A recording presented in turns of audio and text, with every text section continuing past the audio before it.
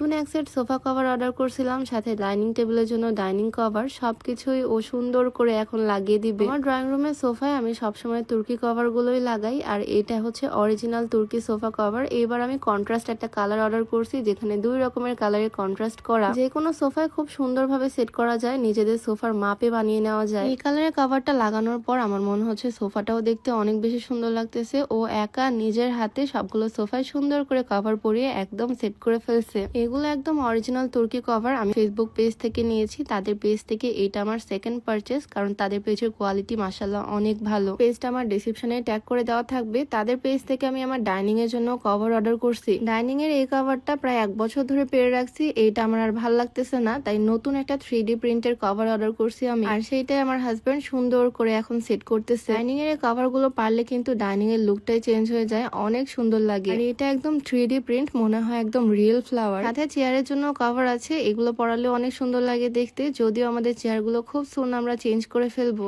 Dining এর জন্য এই কভার, সোফার কভার সবকিছুই তোমরা ফেসবুক পেজেই পাবা। পেজটা আমার ডেসক্রিপশনে মেনশন করে দেওয়া থাকবে। তোমাদের নিজেদের ফার্নিচারের মাপ অনুযায়ী তারা সুন্দর করে বানিয়ে পাঠিয়ে দিবে। আমিও আমার ডাইনিং এর ছবি আর সোফার ছবি দিয়ে এগুলো অর্ডার করছি, আর পারফেক্ট মাপেই পাইছি।